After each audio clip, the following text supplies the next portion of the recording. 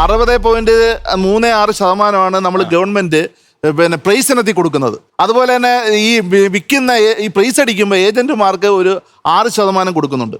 ഇത് വിൽക്കുന്ന ലോട്ടറി ഏജന്റുമാർക്ക് 17% ആണ് കമ്മീഷനായിട്ട് കൊടുക്കുന്നത്. ഇതെല്ലാം കൂടെ കൂട്ടുമ്പോൾ ഏകദേശം ഒരു 83% ഈ സ്കീമിൽ വെളിയിൽ കൊടുക്കുകയാണ്. പിന്നെ ഗവൺമെന്റിന് വേറെ ലോജിസ്റ്റിക് ചെലവുകളുണ്ട്, അതുപോലെ റെന്റുകൾ കൊടുക്കാനുണ്ട്, അതുപോലെ തന്നെ മറ്റ് അഡ്മിനിസ്ട്രേറ്റീവ് എക്സ്പെൻസുകളുണ്ട്. ഇതെല്ലാം പോയി കഴിഞ്ഞിട്ട് ഒരു ലോട്ടറിയുടെ പുറത്ത് 4% മാത്രമാണ് ഗവൺമെന്റ് കിട്ടുന്നത്. ഈ കിട്ടുന്ന പ്രോഫിറ്റും വിൽക്കുന്ന പ്രോഫിറ്റും എല്ലാം നമ്മുടെ കേരള ലോട്ടറിയിലാണെങ്കിൽ എല്ലാം ഖജനാവിലേക്കാണ് വരുന്നത്. ഇതിൻ്റെ ഓരോ ഫണ്ടും നമ്മുടെ ട്രഷറിയിലേക്കാണ് വരുന്നത്. ആ ട്രഷറിയിൽ നിന്ന് പോകുന്നതായിട്ട് നമ്മുടെ സാമൂഹ്യ ക്ഷേമങ്ങൾക്കാണ് വരുന്നത്. അന്യ സംസ്ഥാനത്താണെങ്കിലോ അവിടുത്തെ ലോട്ടറി നിലവിൽ അന്യസംസ്ഥാന ലോട്ടറി കേരളത്തിൽ ഇവിടെ നിരോധിച്ചേ. എത്ര കൊല്ലം സിക്കിം ലോട്ടറി മറ്റേ ലോട്ടറി എന്നൊക്കെ പറഞ്ഞ് ഈ നാട്ടുകാർ എത്ര കാലം പറ്റിച്ചു, എത്ര കാലം ഇവിടുത്തെ രാഷ്ട്രീയ കക്ഷികൾ നാഗാലാൻഡ് സിക്കിം എത്ര ആയിരം കോടി രൂപ.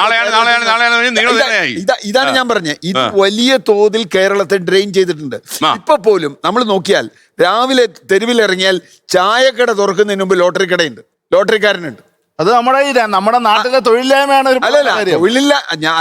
ശ്രദ്ധിക്കേണ്ടത് ഈ ലോട്ടറി ആയിട്ട് വരുന്നത് ആരാണ്? മറ്റു തൊഴിൽ അതല്ല ചോദിക്കാൻ പറ്റാത്തവര്, വികലാംഗര്, വളരെ ഏജ്ഡ് ആയിട്ടുള്ള ആളുകൾ. ഇതൊരു സാമൂഹിക പ്രശ്നമാണ്. അല്ലല്ല,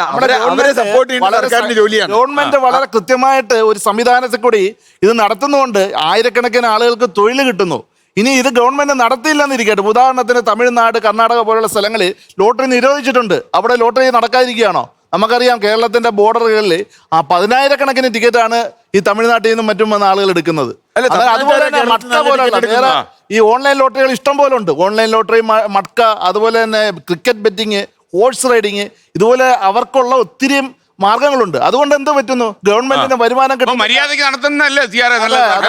അവിടെ അതാണ് എന്റെ പോയിന്റ്. അതാണ് ഞാൻ എപ്പോഴും പറയുന്നു, തെറ്റായൊരു കാര്യം സർക്കാർ നടത്തിയാലും തന്നെയാണ്. അതാണ് എന്റെ വാദം. ലോകത്തെവിടെയായാലും ഏത് സമയത്തും 24 വാർത്തകളും ഓഗ്മെന്റഡ് റിയാലിറ്റി പാക്കേജുകളും എക്സ്പ്ലെയിനറുകളും വിശദമായി കാണാൻ ഞങ്ങളുടെ യൂട്യൂബ് ചാനൽ നിങ്ങൾക്ക് സബ്സ്ക്രൈബ് ചെയ്യാം.